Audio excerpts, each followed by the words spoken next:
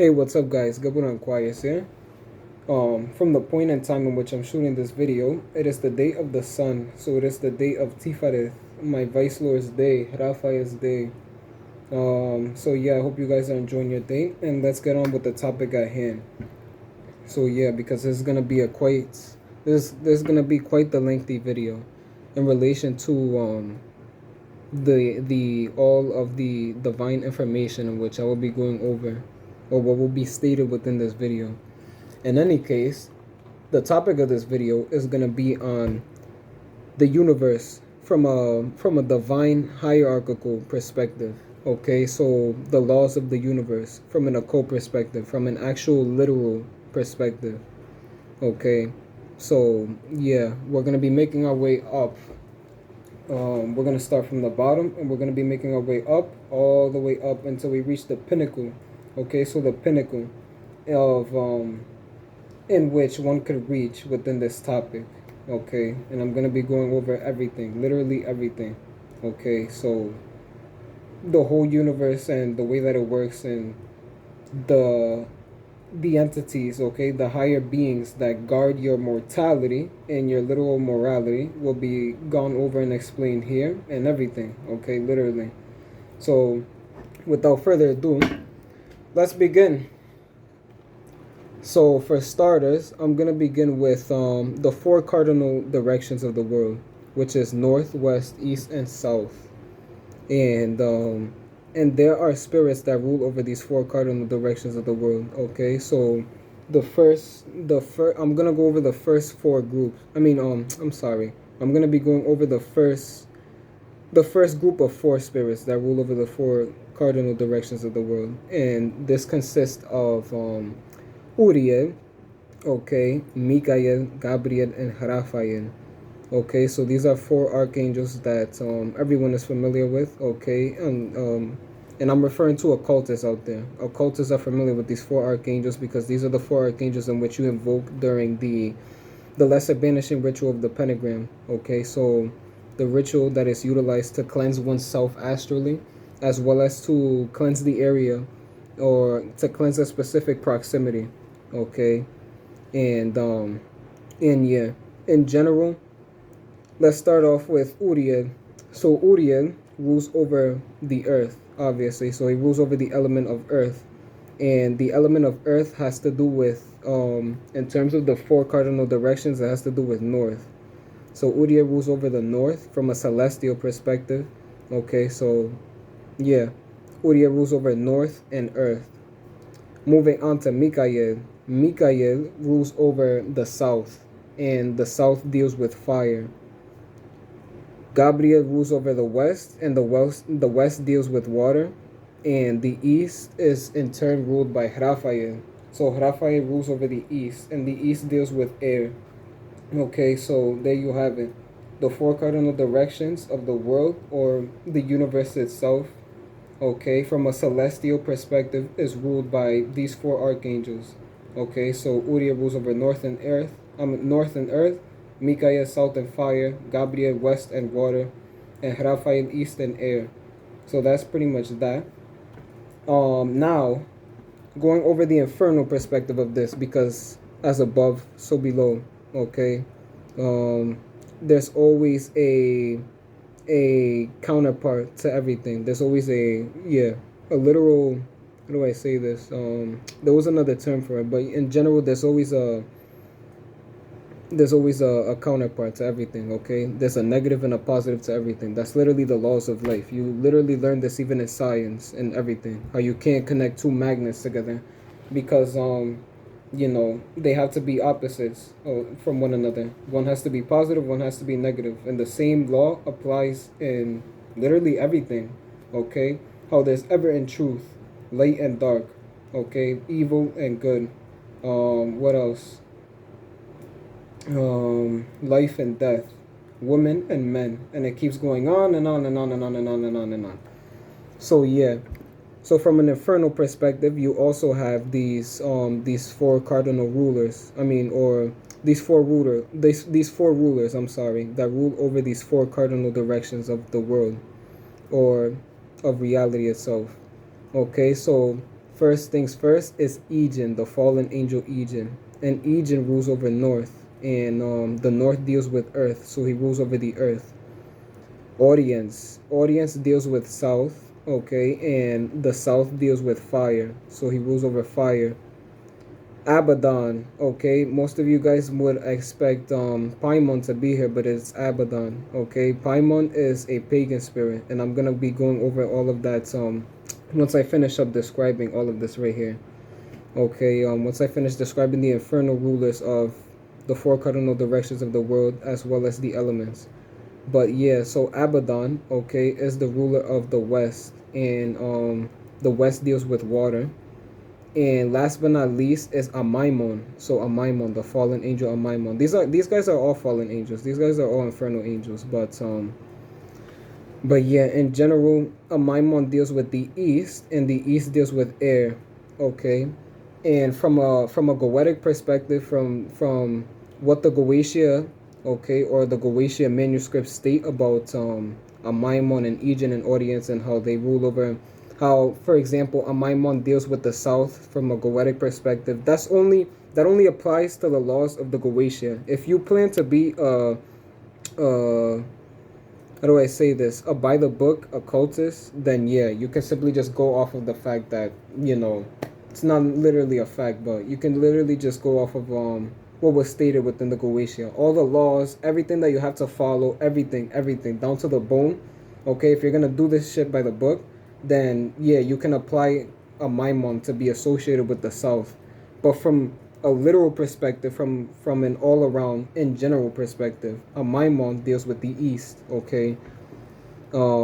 Because that's essentially what he's told me as well. He deals with the East, and he deals with and the East deals with air. So he rules over infernal air, okay? So the infernal aspect of the East and air itself. So that's pretty much it. And these guys' position speaks for itself. Audience was in turn associated with either the West or the East, if I'm not mistaken. I would have to confirm that. But oh yeah, I thought I had my Goetia, my copy of the Lesser Key of Solomon around, but no, I put it away. In any case, I would have simply just pulled it out and showed you guys what the quote unquote original positions, what original positions these guys found themselves within. But in general, from a literal perspective, okay, these guys' positions and the elements that they rule over is everything that I just previously mentioned. So Egen, north and earth, Audience, south and fire, Abaddon, west and water, and Amaimon is east and fire. I mean, east and air. So yeah, south and Audience is south and fire, Abaddon, west and water, and east is Amaimon with air. And that's pretty much that. These guys are no different than the four archangels that rule over the celestial perspective of these cardinal directions as well as these elements. But as I said, okay, there's an as above and so below to everything. Literally everything in reality, everything that you see fit. The material stems from the immaterial, and the immaterial in turn is literally ruled by how do I say this, by hyperdimensional beings, okay, higher beings that literally guard your morality and your mortality, okay, beings that are higher than you. Whether you want to accept the fact that you are lesser as a being or not, that's up to you. You can sit there and dilute yourself, but this is literally the law of life. This is the law. This is a universal law, literally. This is the way that God, aka Elohim, literally just set the world to work in or be. So you can take it up to him with that, or any other angel or fallen angel in which you would like to discuss this with, but they'll simply tell you what's up. But I prefer you do this with the celestial spirit, because if not, if you try to discuss this with the fallen angel and it knows that, hey, if he tells you the truth that you might just stop working with him, then he'll simply lie to you. Okay, this is what they do. A fallen angel or some kind of malevolent spirit or anything that is considered of a dark nature will simply lie to you in order to keep you around. Okay, they not in a bad way, but they simply just, they're like, hey, if I tell this guy, let's just say, for example, a quick example before I get back to it. Okay, let's just say, for example, you you're not familiar with Lucifer whatsoever. You saw Lucifer being stated within the Grimorium Verum. Okay, so that grimoire, the Grimorium Verum. Okay, and you're like, okay, let me just pull this spirit out and let me work with him. You summon Lucifer. You're like, okay, what are you? Okay, you ask him, what are you? What are you? Like a fallen angel? Are you celestial? What are you? And you're someone who works with Holy Spirits only, but you have no idea what Lucifer's alignment is. And you go ahead and ask him. If he knows and senses out that, hey, if I tell this person I'm a fallen angel, then he might stop working with me. Then he's gonna lie to you. He's literally gonna lie to you. He's gonna tell me. I mean, he's gonna tell you that, hey, I'm celestial. I have access to. I have access to heaven. I'm still holy in nature. Okay. I fall under celestial laws and etc. etc. I'm a full blown celestial angel. But from a all around universal perspective, that's not the case. But this is simply not that he's trying to hurt you or anything similar. He simply just wants to keep you around, and that is that. So yeah, you can go ahead and confront any celestial being with this, and they'll tell you what's up. If you're a skilled magician, that is. If you're clairvoyant and etc., that's up to you. But you can go delude yourself somewhere else if you, I don't know, want to live in some dissociative reality within your mind that, hey, I have free will. I am my own God. No one is above me. I am above everything. Humans rule everything. And yeah, we're just the conquerors of the universe. We're the only sentient beings on the universe that have developed in the way that us man have, and no one is on top of us. No one can stop us, man. No. You can you can safely fuck off with this notion, literally, okay? Because that's you couldn't be any farther away from the truth anymore, even if you tried, by simply telling yourself this shit. Literally.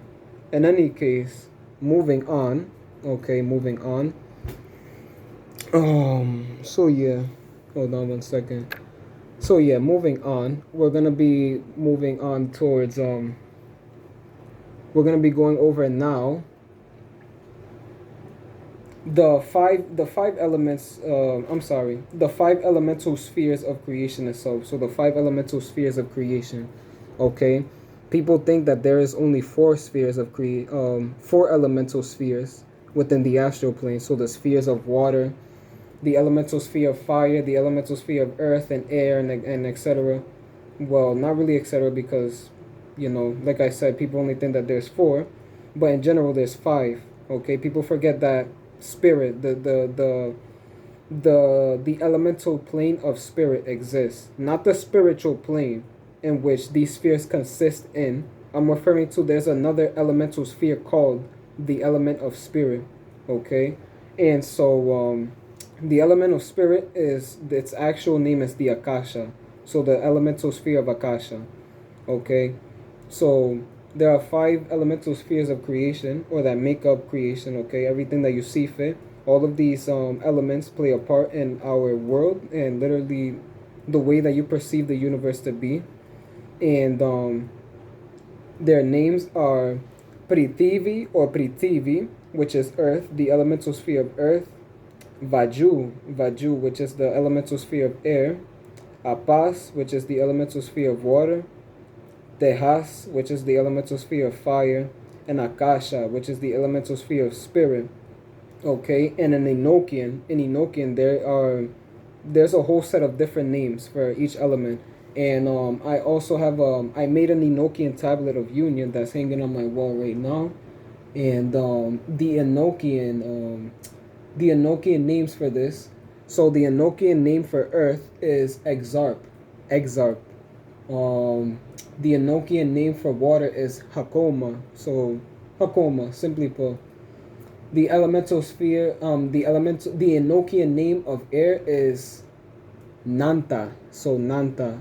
And the Enochian name for fire is Bitom. So Bitom.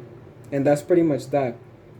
There are archangels that govern these spheres, okay, from a celestial perspective, but in general, it doesn't really work. The elemental spheres don't really work in the way that you think. Okay, there's no like I said, the occult and the way that the laws of reality work and how reality works in general is not black and white. Okay, it's not just black and white, that this is this and this is that and that's simple. No, reality is really complex. Okay, and there's literally just no infernal perspective of these elemental. There's no infernal elemental perspective of these spheres. There's just only celestial.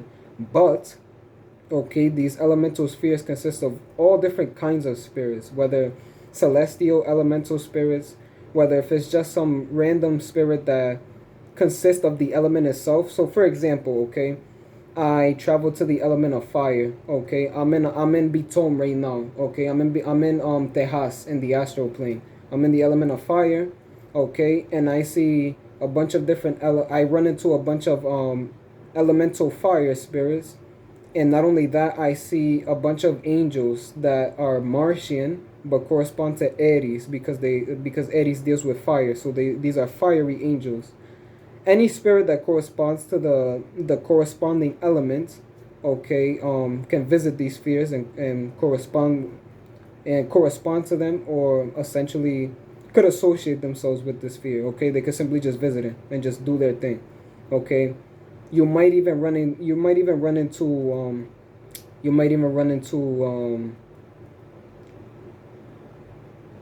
hold on, I'm sorry. You might even run into in the sphere of Earth, okay, in the sphere of Earth, you might even run into a fallen angel like audience.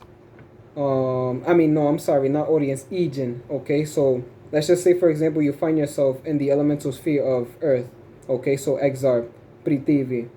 You might just find Uriel there, since Uriel rules over this sphere. Not only Uriel, but you might see a bunch of elemental Earth spirits there. Not only that, but you might run into Egen being there, because Egen corresponds to the element of Earth, okay? Says he's associated with Earth. And yeah, that's pretty much that, okay? It's not black and white. You'll find a bunch of different spirits within these elemental spheres themselves, regardless of their alignment or their association, whether if they be elemental spirits, celestial spirits, infernal spirits, pagan spirits. It keeps going on and on and on. And by pagan spirits, I simply mean thought forms, okay? Human created spirits, okay? Spirits that humans created, like Isis, throughout the passage of time and have empowered. Anubis, Odin, Zeus. It goes on and on and on. A spirit like Ares, etc. Freya. It goes on and on and on. Japanese spirits like Tsukiyomi, Amaterasu. It keeps going on. So yeah, that is pretty much that. And now I'm gonna go over the ruler of these elemental spheres. Okay, so if you're an occultist, then you're familiar with the lesser banishing ritual of the pentagram, and you already have a mindset on the archangels that rule over these elemental spheres. Okay, but just for the sake of good measure, I'm gonna go ahead and list them regardless. Okay, that's the point of this video. So yeah, anyone can tune into this video and learn a few things in general. But yeah, in any case, Prithvi, Earth, the elemental sphere of Earth, Exarch, Prithvi, okay, is ruled by Uriel. Okay, so Uriel rules over the elemental sphere of Earth. Raphael, my beloved Viceroy Raphael, he rules over the elemental sphere of air. So Vaju, Nanta. Yeah, he rules over Nanta, Vaju. So that's the sphere of air. Apas, which is the sphere of water, is in turn ruled by Gabriel. So he rules over the elemental sphere of Hakoma, Apas, water. Now moving on to Tejas. Tejas, which is Bitom, the elemental sphere of fire, is ruled by Mikael. So Mikael rules over this sphere. And last but not least, the fifth sphere, the fifth elemental sphere, well, because like I said, there's not just four. You have to remember that there's five. Okay, Akasha counts literally. And yeah, Akasha is not ruled by any spirit. It's simply ruled by God. Okay, the Akasha is ruled by God. Literally, the Akasha is the universe itself. That's why this elemental sphere is called spirit. Okay, it consists of the literal one of the most important and main integral aspects of life, which is spirit. Okay, once all of these elements are put together, you have the final element or the final ingredient that completes life itself is spirit. So you put all of these together and you have the five elements: earth, air, water, fire, and spirit. Okay, and that's essentially how Elohim, aka Yahweh, Yod He Vav He, simply made the world. And this sphere is not ruled by any other spirit other than Elohim himself. So Yod He Vav He, Yahweh. Okay, so yeah, Yahweh rules over this sphere. And in this sphere, you'll simply find a bunch of different spirits. Okay, you'll find a bundle of different spirits here. Okay, literally, it doesn't matter what they correspond to, what they're associated with. You'll find a bunch of different spirits here. So yeah, moving on. So those were the five elemental spheres of creation.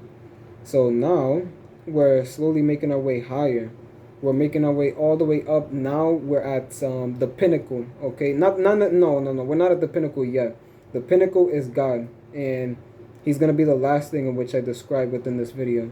Now we made our way up from the four cardinal directions of the world and the elements. And then we made our way all the way up to the elemental spheres and who rules over them. So they're guardians, they're governors. Now we've made our way on to the tree of life and the tree of death. So the Sephiroth and the Qlifoth, the Sitra Ara. So yeah. Most of you guys, like I said, if you're an occultist, you're familiar with the basics of the Kabbalah, okay, and the tree of life and the tree of death. But I'm gonna go over everything now because that's the point of this video. In any case, the Sephiroth. I'm gonna begin with the Sephiroth.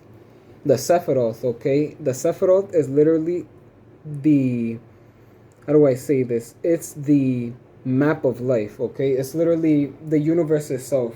All of these planets consist of everything that you literally see around you, because not only do they bear the elements, okay, in which you see manifest in the physical plane, the material, okay, the air, fire, when you fucking light up a stove, the water that's in the ocean and everything, okay, the air that you feel when you swave your hand back and forth like this, everything. These planets consist of all of that. Not only that, but they have the properties in which you see play out in life itself, okay? So the properties, these guys rule over the properties of life, okay? And in turn, these spheres, not only do they rule over an element entirely, but they fall under a specific spirit. And that's pretty much the Sephiroth and the tree of life,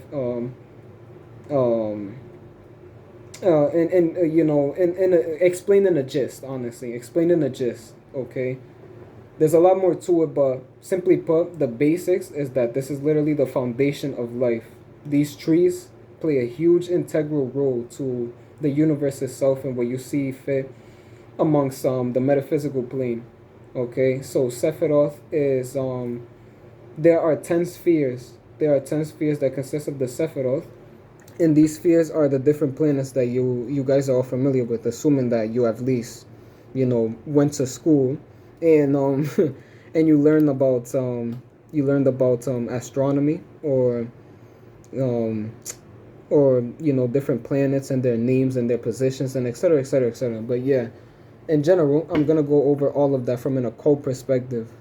So the first sphere, the first highest sphere, okay, I'm actually gonna start from the lowest sphere. The lowest astral plane in which you can find yourself within is this plane, which is Earth, okay, which is Malkut. Malkut is literally, it's Earth in Hebrew, okay. So Malkut simply means either Earth, if I'm not mistaken, or kingdom in Hebrew.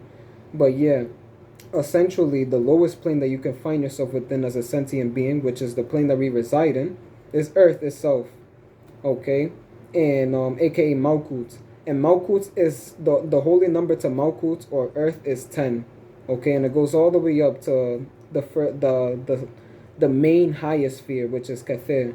But yeah, Earth is simply in turn ruled by a guardian angel, which is Sandalphon. Okay, he's the brother of practically all of these guys. All of these guys are quote unquote brothers, but yeah, in general, Sandalphon, people look at Sandalphon as like the brother of Metatron, and yeah, I mean you can practically say that, but not that they literally are related. They're simply just, they're both archangels, and they both have similar names because they were the reason why their names end with O-N. Okay, so Metatron or Sandalphon, okay, Metatron and Sandalphon, is because these guys used to be humans.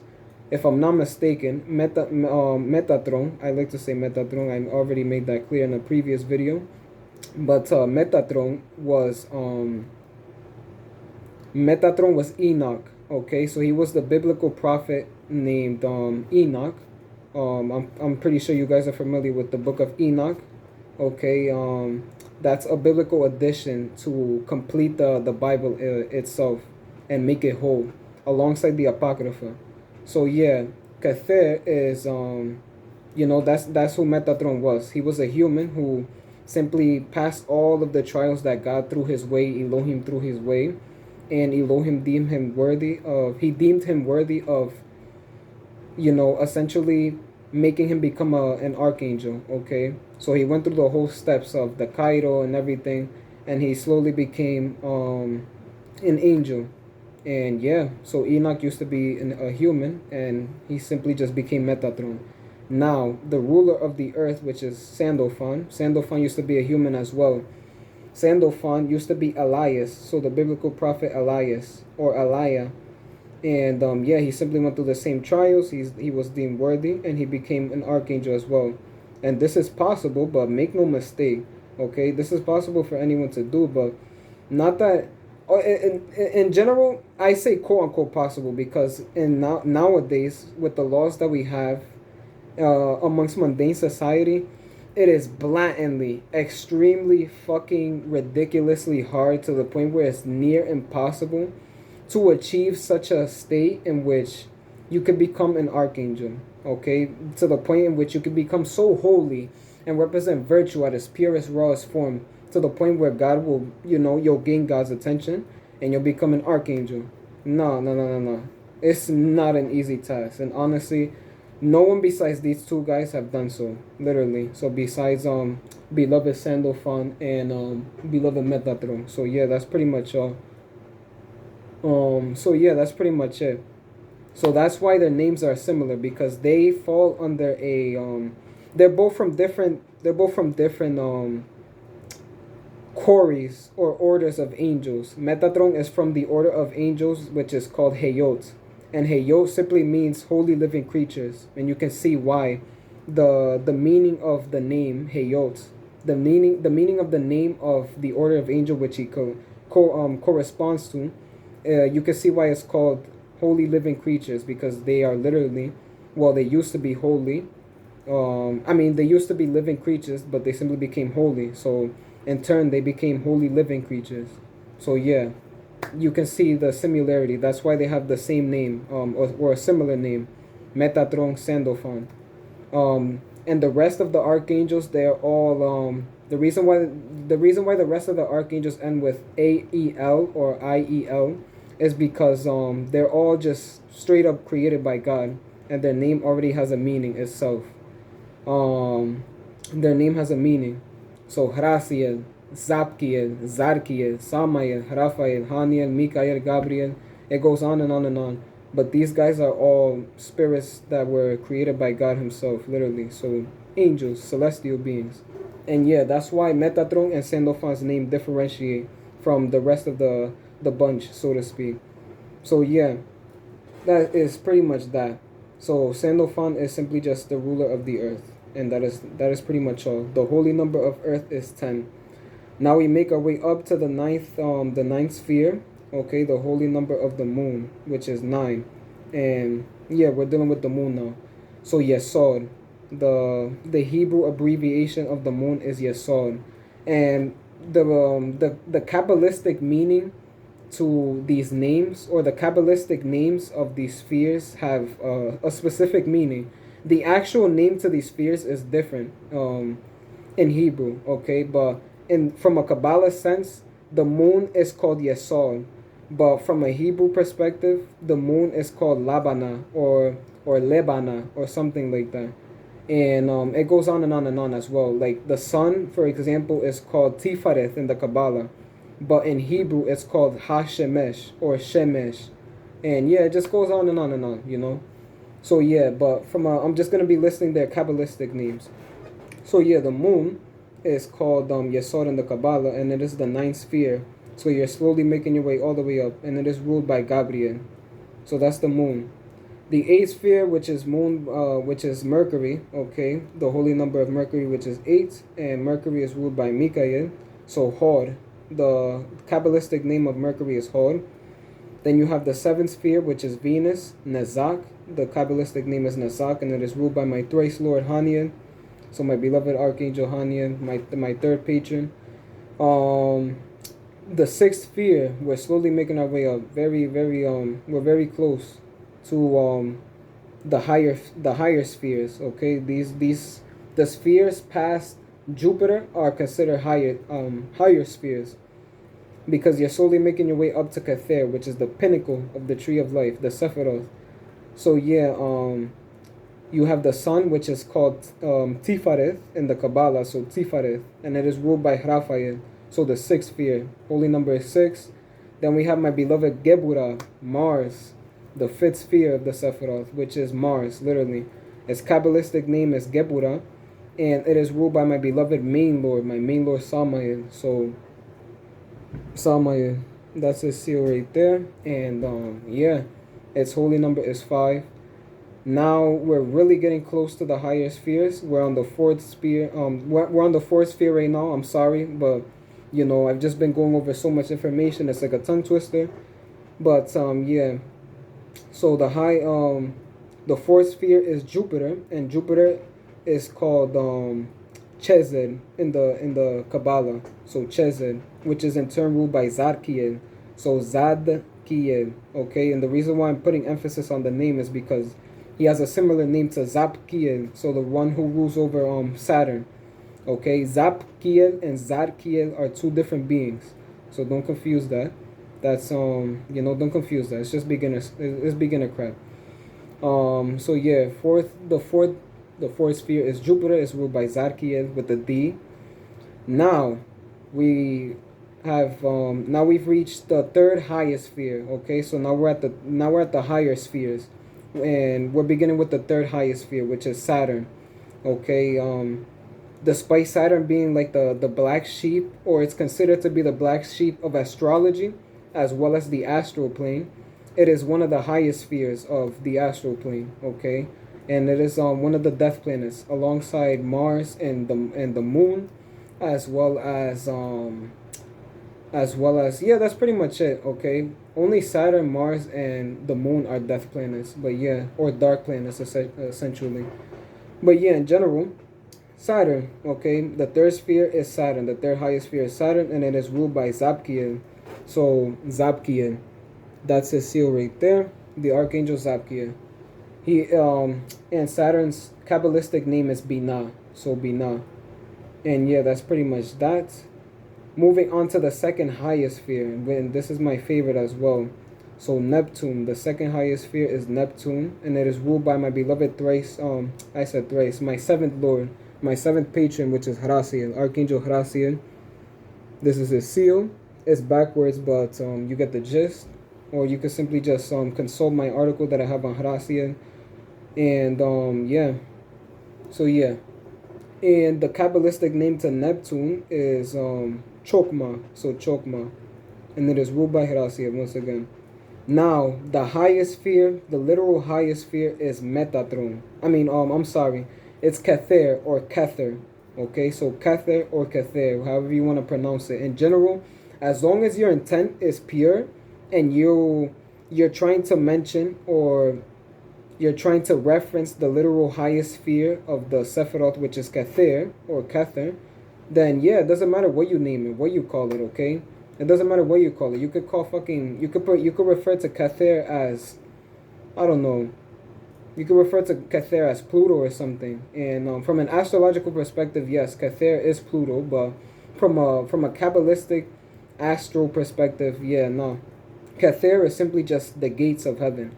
Okay, so Kether is it simply means crown. Okay, Kether means crown in Hebrew, or Kabbalistically speaking. But yeah, the Kabbalah is Hebrew. So yeah, the Hebrew Kabbalah, blah blah blah. It's the same thing. But yeah, so Kether means crown, and it is ruled by Metatron. So my beloved Metatron, and it is the first highest. It is the main highest sphere. It's the sphere that's at the pinnacle of the tree of life of the Sephiroth. It towers over literally every single other sphere, and it is the gates of heaven. Literally, when you astral travel to Kether or Kether, then you'll see what I mean. You're gonna literally be in front of the gates. Not that you're literally at heaven, but you're gonna be essentially in front of the gates. Okay, you're gonna see a gateway. Okay, literally gates, and they're guarded by cherubim angels. Okay, so cherubim, and yeah, so cherubim angels, similar to my fourth patron Abraza. So my beloved Abraza, and yeah, these guys simply just guard that they simply guard that sphere, or those doorways, those passageways onto heaven. Okay, to prevent anyone from simply just stepping in there.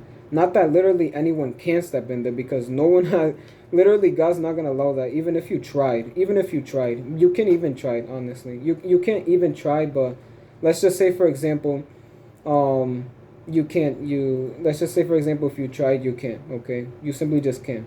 God is not gonna allow you. Okay, you can try your best, but we're dealing with an omnipotent, omniscient, and omnipresent being here. Okay, this guy can literally, he could kill me right now while I'm shooting this video if he wants. He can simply kill me tomorrow. He can kill me in my sleep. He can do whatever the hell he wants. He can get rid of all these archangels and replace them with new ones. Yeah, they're telling me right now that that's a bit extreme, and yeah, I agree. Yeah, I did take it a bit too far, but you get the point here, okay? Generally speaking, Elohim can do whatever the hell he wants. It doesn't matter what the hell that he wants to do. He will do it, and that's the end of story. There's no debacle. There's no squabble. There's no anything that you can say, do, or execute in relation to changing his mind. Whatever he wants to do, that is how it's gonna play out. And end of story. Literally. Period. So you can't go in there.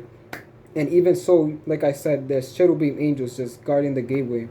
So you can't even get any further than just the surface level of heaven. And it's simply just it's one of the highest spheres, okay? Literally. You've made it to essentially the pinnacle dimension of reality, okay, which is literally the doorway to heaven itself. And it is ruled by Metatron. So you'll see Metatron there, and a bunch of cherubim and seraphims there as well. Okay, beloved cherubims and seraphims, I love those guys so much. Those order of angels, or the angels that reside within those orders. Those guys are really powerhouses. And yeah, those are the closest to God. Okay, those two chories or orders of angels are the closest to God, the closest that you'll ever achieve in terms of I didn't mean you. The closest that angels will ever be to God, unless they are directly summoned by God, or unless you're an archangel, because archangels literally deal with God from a point blank perspective, literally from a face to face perspective. Okay, God either visits them, or they get summoned to God. God gives them a task. They have to execute them in the name of their holy position of virtue, and that's pretty much it. So, unless you're an archangel or a cherubim or a seraphim in relation to celestial beings, that's the closest that you'll get to God. And yeah, or unless he summons you. Whatever God wills is how everything will play out. End of story. So yeah, that's pretty much all. So that's the Sephiroth explained. The 10th Earth, the 9th Moon, 8th Mercury, 7th Venus, 6th Sun, 5 Mars, 4 Jupiter, 3 Saturn, 2 Neptune, 1 Kether. Or Kether. And that's pretty much the Sephiroth. That's the tree of life. This tree consists of everything, like I said, that you see play out in reality. Okay, in the metaphysical plane. Nothing more that could be said, honestly. So yeah. Now, the infernal aspect of which I already went over this, but just for good measure, okay. I'm just gonna go over it. I'm gonna go over the infernal perspective of the Sephiroth, which is called the Qliphoth, in this video. I already made a video that consists of a ritual or an exercise, an astral exercise that I made in order for you to deal with these fears. And I went over the whole logistics of the Qliphoth within it, so you can go check it out. It's called the Qliphothic Middle Pillar video that I made. But for the sake of good measure, I'm gonna go ahead and restate everything within this video. So yeah, in any case, now the infernal aspect of the tree of life, which is called the tree of death, or the Sitra Ara, or the Qliphoth. And the way that this is mapped out in reality, okay, is that essentially picture Earth picture Earth in the middle, okay? Earth is literally like an orb in the middle, and you have the tree of life and the Sephiroth going up, okay? So from this point on, the middle, okay, Earth, you go up and you make your way all the way up to Kathir, and now the infernal aspect of all of this is below. So as above, so below, literally. And at the bottom is literally the Qliphoth, okay, the tree of death. So you essentially work your way up. And the reason why I say up while going down is because it looks like you're going up, okay? So when you're going up, and when you're traversing the Qliphoth, okay? When you're traversing the Qliphoth, it looks like you're going up, which you really are going up. But in general, it's pointing downwards, okay? So it's pointing downwards from the tree of life. It's in the complete opposite direction of the tree of life. It's like in astrology, the north and the south node, how they're in opposing directions from each other. One's in the south, one's in the north. That same law applies with the tree of life and the tree of death. So one is pointing north up, and one is pointing downwards towards the south. So tree of life, tree of death. And yeah, that's pretty much that. So you have the 10th sphere, okay, which is Nahemoth. Nahemoth is the infernal aspect of Earth itself, okay? Oof, I'm sorry, hold on, I have to quickly pause because it's like an astral broadcast going over everything. There's a lot of energy being channeled and are flowing through me, okay? Because me being at my level, okay, me just even speaking about all of this, okay, I've caught the attention of all of these guys, literally, all of these guys. I mean, and me also saying Elohim and etc. Everything is just all of that energy. I feel it, just radiating within me, flowing up and down and on. In any case, let's continue.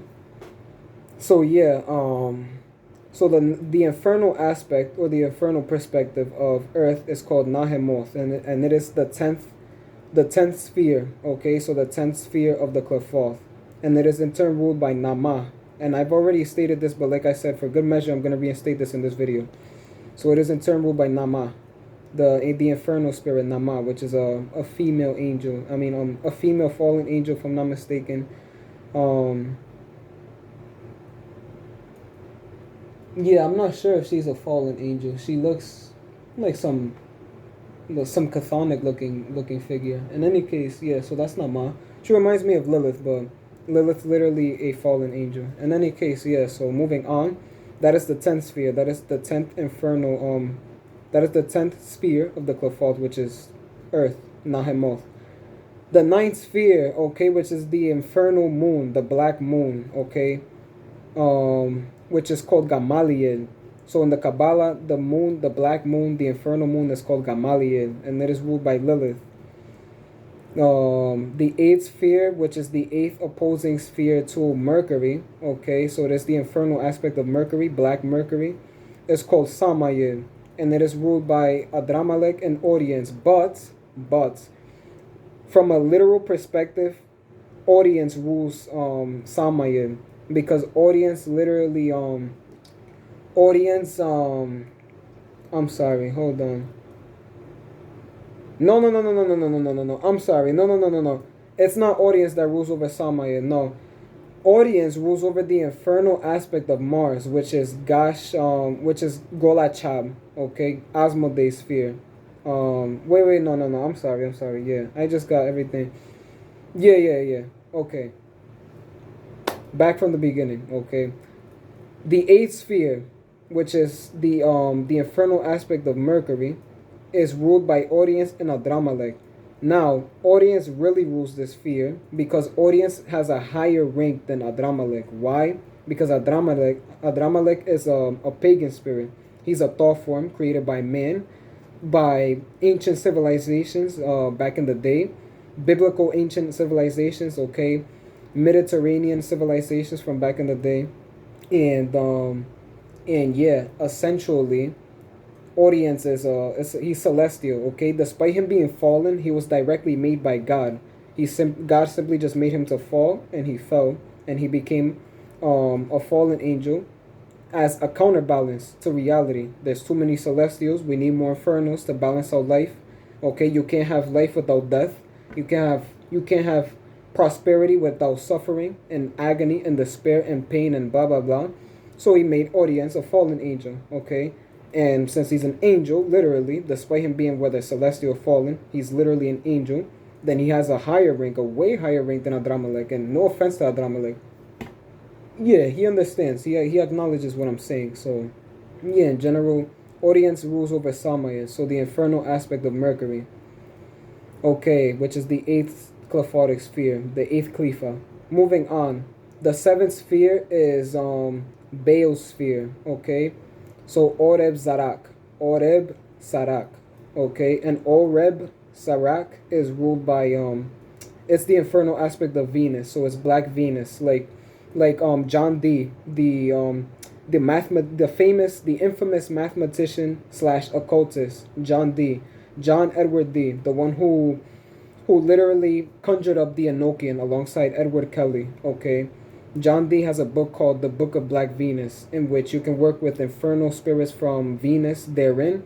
And all of these guys fall under this sphere. They fall under Oreb Zarak. Okay, they're all associated with Oreb Zarak. Okay, so the infernal perspective of Venus itself. So yeah, Oreb Zarak is once again the infernal perspective of Venus, Black Venus, and it is ruled by the pagan spirit Baal. And moving on, the sixth sphere, which is the infernal aspect of the sun, the black sun, is called Thagirion or Tagirion. Okay, so Tagirion is ruled by Belphegor, and and yeah, that's pretty much that's the black sun. Okay, it's the sixth. It's no different than Tifereth in the Sephiroth. Okay, it's no different than the actual sun. It's simply just the infernal perspective of the sun.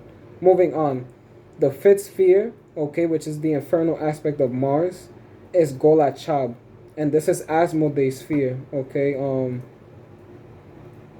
and yeah, he's thanking me for acknowledging him and his sphere, which is no problem, big guy.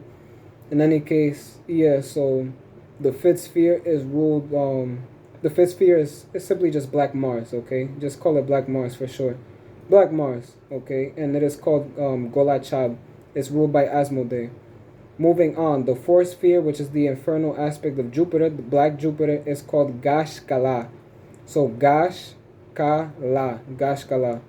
Bear with me here. These names are a bit complex to say the least, but they're not any more complex. I'm used to all of this shit. Okay, they're not any more complex than Enochian names. Enochian names are really a tongue twister, really tongue twisters. But yeah, in any case, Gashkala is the infernal aspect of Jupiter, and it is ruled by Astaroth or Astaroth. Okay, the third sphere, which is the infernal aspect of Saturn, Black Saturn, but I don't think Saturn could become any more darker in nature than it already is, so to speak. But yeah, so Black Saturn is Satahriel. So Satahriel is ruled by Lucifuge Hrofakal. So Lucifuge Hrofakal. That is the third clepha, or the third clephotic sphere. Moving on to the second highest clephotic sphere, which is Aogiel, which is the second, which is Black Neptune, essentially the infernal aspect of Neptune, and it is ruled by Beelzebub. Last but not least, okay, is the first sphere, and the first clephotic sphere, the highest clephotic sphere, the highest clepha, which is Thaumiel, and it is the infernal aspect of Kether. Now, Kather is the gates of heaven, and Thomil is simply just the gates of of hell itself. But like I said, no one has access to these spheres. You simply could just, I mean, not you can go to these spheres, but not that anyone has access to go any further beyond these spheres. Okay, you can't go any further beyond Kather and travel to heaven. You have no access to it. You're not entitled to it. You're not worthy. Literally, no one is worthy unless God deems it. And secondly, no one has any access to hell itself. Okay, literally no one, despite what you hear in pop culture and pop media. Okay, or mainstream occult, what I like to say, new age occult. Okay, where people like to highlight hell, they like to gaslight and fucking, they like to put hell on a pedestal like no other. I mean, oof. In any case, yeah, no one has access to hell. No one, no occultist, not anyone. Literally, the only one that was a mortal that had access to visit hell is, let's just say, my friend, my good friend, one of my good friends that I speak to on a daily basis, my very close friend. He's a good friend. Not only that, but Enoch. Okay, Enoch. Okay, so literal Enoch, back when Metatron was still a human, and Elias as well. So Elias, and that was pretty much it. And they were guided through hell by an archangel. I think it was my lord. Who was it who guarded? It was either Gabriel that guarded that guided Enoch through hell. If it wasn't Gabriel, then it was simply my vice lord Raphael, or it was Haraciel, or one of the guys, or Mikael. In any case, it was one of the guys. So yeah, okay, Thaumiel is like the gateway to hell. Once you go there, you'll meet Satan and Moloch sitting there in their thrones, ruling over the entire sphere itself. And yeah, that's pretty much that. Okay, there's a bunch of different infernal spirits guarding the gates of hell. Okay, it's the same laws apply to Thaumiel and etc. And that is pretty much all. So Thaumiel is in turn infernal Kether. So that is pretty much it. Those are all the spheres of the Hebrew Kabbalah. Okay, either the Sephiroth or the Qliphoth. Those are all the spheres. Okay, I'm sorry. What I meant to say is whether it be Sephiroth or Qliphoth, whether it be celestial in nature or infernal. Those are all the spheres. So yeah, Thaumiel, Aogiel, Satahriel, Gashkala, Golachab, Dagirion, Oreb, Zarak, Samael, Gamaliel, and Nahemoth. Then you have Malkut, Yesod, Hor, Nezak, Tifareth, Gebura, Chezer, Binah, Chokma, and Kether. And that is pretty much it. So yeah, that is literally the hierarchical perspective of life. Those are all the spheres of reality itself, okay? Those are all the spheres. Those are we went over the four cardinal directions of the universe: north, west, east, south. The elements associated with these positions, the elemental spheres, okay, themselves that one could visit. The rulers of these elemental spheres, as well as these four cardinal positions, whether it be the infernal rulers or the celestial rulers, okay, as well as the governing rulers to these elemental spheres, which I just mentioned. And last but not least, we went over the tree of life and the tree of death and the ruler of each, okay, whether it be infernal or celestial. So now, okay, how does this affect you as a sentient being? Well, as I made it clear many times, okay, I'm gonna do so one more time before I conclude this video by going over the zenith pinnacle point of this whole divine topic, okay, of the topic at hand that we've been going over for like 53 minutes now, which is okay, you as a sentient being abide by, or are, once again, as I stated, no, I don't have to go over it again because I already stated this, okay, but the gist of it is you are lesser, you are guarded by all of these spirits, literally, whether it be infernal or celestial. God literally sends these spirits, okay, and more to simply just, how do I say this, to essentially pull the strings behind your life, okay? These guys are in charge with everything that happens to you, okay? Not only that, but these planets also play a part as well. And this is where I go over astrology. Astrology is literally not okay in terms of someone being born under a specific constellation, okay, and them being so fucked up in the mind, okay, or physically or astrally or something similar. Their traits, their character traits are so detrimental to themselves, okay, not because it's not due to because Saturn was going retrograde or Mars was going retrograde in fucking in the fifth house or something similar. What else? Mars was at its weakest in Taurus or something similar, and etc. etc. etc. But in general, these guys act like mirrors. Okay, these guys are the messengers. Okay, these guys. Okay, the gist of it is this: I'm born today. Okay, I'm born today. Let's see what I'm gonna open up my astrological software really fast, and we're gonna go over what positions these planets are in, or where they find themselves right now as we speak right now. Okay, so you have the moon in Gemini. The moon, I'm sorry, the sun in Gemini in the ninth house. The sun is in Gemini in the ninth house.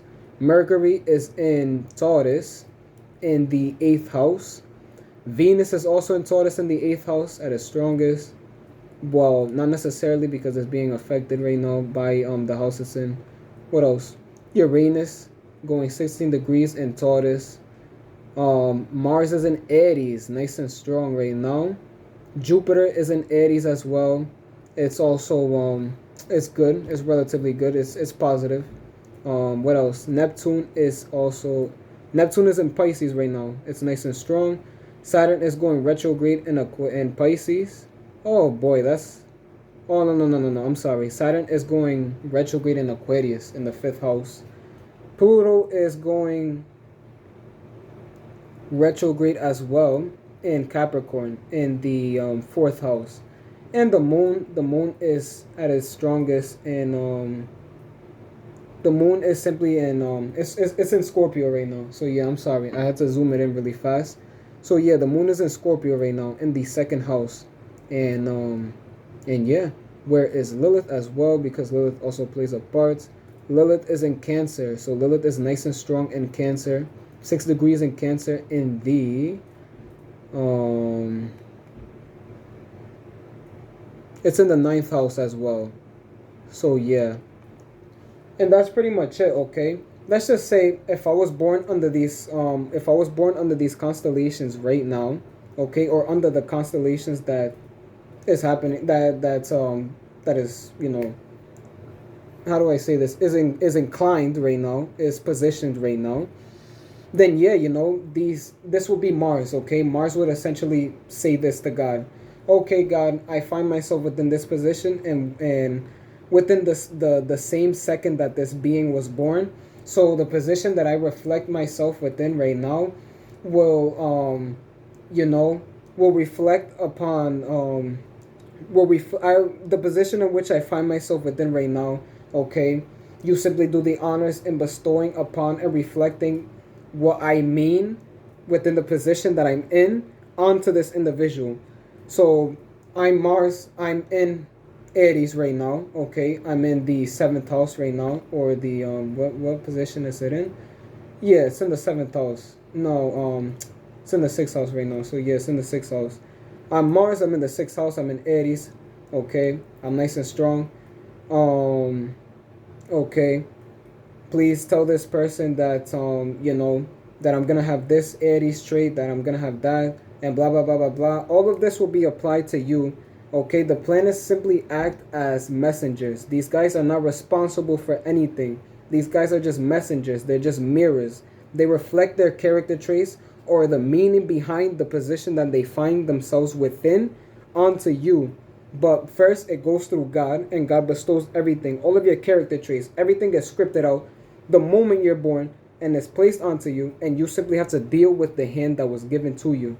And that's pretty much the way that these planets work in astrology. Okay, so yeah. So that is pretty much the universe, okay? The universe is simply everything that I literally just explained right now. These are the literal universal laws of reality. And okay, as a sentient being, we are all lesser, whether you want to accept it or not. We are all binded by these laws. Okay, we have no free will. We're all literally guarded. All of our morality is guarded by higher beings and higher forces that you cannot control, no matter even if you tried. And yeah, especially God Himself. So speaking of God Himself, we've reached the climax. Okay, the climax of this whole conversation itself. Okay, which consists of God. Okay, so God from a literal, how do I say this? God from a God within an occult light, or God from a literal perspective. God literally is the omnipotent, omniscient, and omnipresent being that literally sits in His throne, and He does what He will with reality itself. Okay, He, as I stated in many videos. Okay, as I stated in many videos, I really honestly don't have to repeat it. Okay, because I think I've already made it clear as well earlier within this video itself that okay, to the viewer or viewers that are watching this video, how God works and how He can simply pull the strings and manipulate and do what He will with all of us, every single spirit out there, no matter if it's me or an archangel or a senior angel, a minor angel, whether if it's an elemental spirit, whether if it's a pagan spirit, it doesn't matter. Okay, He can do what He will, He can do what He will with the world and His creation as He pleases. If He wants to blow up Earth right now, in the moment I'm shooting this video, He has all the right to. He can do what He wants. I have no say in the matter. It doesn't matter. Okay? If He does decide to do something like that, and I essentially awaken the astral plane, then I'm like, oh, okay. Elohim just decided to exterminate us all. Okay? As the ungrateful, sinful, sentient beings that, that He's created. Okay? And yeah, our due date simply came earlier than expected. That was all. And I simply just move on and I continue my ascension as an occultist, okay, within the astral plane, because life doesn't stop there, okay? Death is not the end, obviously. You're not some fucking robot that life stops the moment you essentially the moment you die, okay? So the moment you die, everything turns off like a TV screen, okay? Like everything becomes black and that's it, no more anything, no more nothing, okay? Everything just stops. You turn off, life is over, boom, okay? Everything is black from there. No, no, no, no, no, no, no, no, no, no, no, no, okay? Like I said, life is not black and white. Excuse me, life is not black and white, okay? There's more to life than meets the eye, and there's more to the universe as well than meets the eye, okay? Everything is complex. And yeah, so the only difference to death than now, so you being alive and tuning into this video right now, is that you simply just have a physical form. You have a vessel. You have a literal mortal coil. That's the only difference, really. That's the only difference that differentiates life from death as a physical, as a living being, as a living organism, as an entity. Okay. So yeah, you simply just, your physical form gets disregarded and it rots away. Okay, within the annals of time, and you're simply just a body of energy, and you do what you will within the astral plane when the time comes, and you simply await until God does what He will with your soul and sends you on to wherever sphere, or plane that He wants to send you on. So that is life, and that is pretty much death itself. So yeah, that is pretty much death itself. Okay, and okay, I'm sorry, but yeah, that is everything. Okay, there's nothing else that I could possibly mention or go over in terms of life from a divine hierarchical perspective. Okay, and the laws that fall and apply within the context of this conversation. So that was pretty much everything, and yeah, that is pretty much everything. Okay, that is all. So there's nothing more that I could pretty much rephrase or phrase or add on to this conversation. Everything has been applied, so you simply just go about with this information. You either take it under consideration, you either deny everything that I say. It's all up to you, but these are the facts and these are the laws of life, okay? I'm not trying to say anything else. I've already seen everything for myself. I've had my fair share of life, okay, especially astrally, okay. And once I became an occultist, I saw everything for what it was. I've traversed different spheres. I've spoken to different guys, okay, different spirits in general, okay. I've also had the liberty to had a brief, very, very, very brief conversation with God, Elohim, Yahweh, Yod He Vav He, and everything, okay. I felt his energy. I've had the liberty of feeling divine energy flow through me, because divine energy is different. But yeah, okay, everything has been confirmed. I've literally confirmed everything. You can do so as well. If you're a skilled enough occultist, you can go either speak to one of these guys that are mentioned therein within this video, or you can you can astral travel and see everything for yourself, everything that I just applied right now. So yeah, um, one more thing before I tap out and I finally conclude this video, is that there are two different forms of energy, okay? Actually, yeah, no, there are two different forms of energy, okay? There is mundane energy, okay? So there's mundane energy. The energy that you see being radiated, or how do I say this? Or how do yeah, essentially, yeah. So there's two different forms of energy being radiated by spirits that you encounter, or the spheres themselves when you astral travel, or energy that you simply just come across on a daily basis, you being someone who's remotely clairvoyant, okay.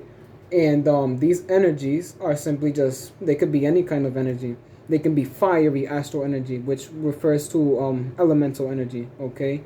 But in general, no matter whether if it's water energy, fire energy, earth energy, okay. So let's just say positive light energy or dark negative astral energy. All of this falls under the context of mundane astral energy. Now, there's a huge difference to the other one that I'm about to say. Okay, like I said that I've stated that there is two different forms of energy, and the first consists of all the energy that one feels and deals with as an occultist. Now, the second variant of energy is divine energy. So think of this similar to, if you guys are familiar with Dragon Ball Z, I'm assuming that you guys are, it's quite silly utilizing this as a reference, but it has merit, okay? Fantasy has merit, and specifically Dragon Ball Z does have a lot of merit. That's why, I quite like it, and I tune into it here and there in my free time when I get really severely bored, severely bored. In any case, um, so yeah, so Dragon Ball Z consists of two different forms of energy. Okay, so mundane energy that you see being replicated throughout the show and referenced throughout many different fucking characters and shit. And then you have God Ki, quote unquote God Ki or God energy or divine energy. Okay, the energy in which Goku, the main protagonist, Goku, as well as the second main protagonist, Vegeta, tapped into um, throughout the start of a movie that came out within the series called The Battle of Gods, or I think it was Resurrection F or something similar. But yeah, in general, these guys tapped into an energy called God Ki or God energy, and this is essentially just divine energy. Okay, it's divine energy that is simply divine and divine. It's divine in nature. Okay, so it's energy that is purely, it differentiates from the average energy. Average energy. I'm sorry, from the average energy.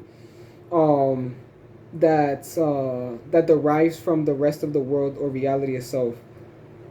Divine energy is simply just holy energy, okay? And from an actual reality perspective, from a from a real life universal perspective or light, divine energy is simply energy that comes from, you know, from God Himself as well as Cristo, so the Son, the Alpha and Omega, Jesus Christ, Jesucristo. And Cristo, you guys can work with this energy. Well, not necessarily. Okay, that was a grave misunderstanding. Let's just say if you guys are worthy enough, and you catch the attention of Cristo as well as Elohim himself, then yeah, Elohim will send his son over to you, You can begin working with Christ. Christ will be literally walking amongst your life. He'll be standing alongside you like a spirit, literally, like any of these guys. And okay, the energy that you'll be dealing with from there is literally divine energy. So it's divine, raw, pure energy. Okay, it's the purest, rawest form of astral energy that anyone could ever encounter within their existence as a mortal being, as a within this mortal coil. Okay, them being lesser beings, and yeah, and the way that you go about and work with this energy is through a system called the Cairo, and the Cairo is only bestowed upon by Christ Himself. And like I said, once you become worthy enough, or if you even become worthy enough, if God wills everything to be in your, to essentially correspond to you, then they'll bestow upon you this energy, and you'll begin working with the Cairo, which is divine energy. Its energy is so raw and so potent that you could essentially all occult workings, all occult interactions, every occult exercise, you dealing with spirits is amplified by 100 times, no 20 times. Literally, no 200 times, and it keeps going on and on and on. Literally, this shit is like omega levels of energy. Okay, the most purest, rawest forms of astral energy that anyone could deal with or encounter.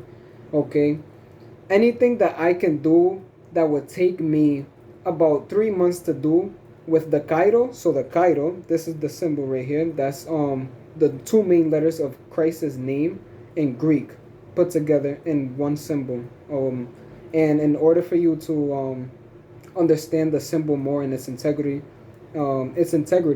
I recommend that you simply just run a quick Wikipedia or Google search on Cairo, so Chirho, Cairo, and read upon where this originated from, the origins of the Cairo seal. Okay, and it comes from Constantine the Great, or Constantine the First, from the Byzantine Empire, my beloved Byzantine Empire. And yeah, that's pretty much that. And yeah, it amplifies anything that I could do within the span of 3 months. With the Cairo, you'll be able to do it within literally a week, or literally less than a week, or probably 2 weeks at best. But yeah, you see my point there. The way that spirits look is going to be way more complex than the way that they look on an average level before you started dealing with divine energy, aka Cairo, the Cairo. And it keeps going on and on and on and on and on. Your overall level as an astral being breaks the charts. You no longer correspond to being ranked as an occultist from 0 to 10. Okay? When you start working with the Cairo, you broke the scale essentially. Okay? No one can literally begin ranking you by 0 to 10 anymore. You're on literally otherworldly levels. Okay? You're literally just you have to be ranked via a number, okay, that's away from the chart itself. And these numbers begin at like 100 and it goes up, okay? Literally, it's that intense. And I'm not kidding, because we're talking about the energies of Christ. Of Christ and Father himself. So the Father and the Son, literally, these guys are literally they're like the pinnacle of reality itself. They're the pinnacle of divinity, honestly. So it makes sense why their energy is going to be so intense. And yeah, that is pretty much all, really. So those are the two differentiating energies of life itself. And not that you can't work with celestial energy.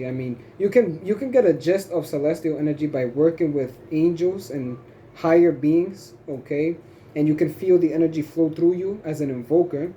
But what I'm referring to is pure divine raw energy that comes specifically from the Cairo. So that is pretty much that. That is pretty much divine energy and average energy explained in a gist. And you can read more about the Cairo with my good friend Marino Ravenberg's video and article on everything. He goes over literally everything. So you can simply just tune into that and read it in your own time. So yeah, this is pretty much life, okay? This is pretty much the universe explained you know, within one video. The laws of life literally laid out on paper, everything mapped down. And yeah, you know, there's nothing else that should be said or that needs to be said. So I leave you guys to do what you will with this knowledge, this information, and you know, go ahead and knock yourself out. So yeah. Oh, the energy that's flowing through me, all the guys that are sitting around me. It's literally like a fucking huge audience in here. And yeah, you know, that's pretty much everything. So I hope you guys have a great day on this beautiful day of Tiferet, nice Sunday. And for the rest, take care. And I hope you guys enjoyed the video. So that is all. Bye bye.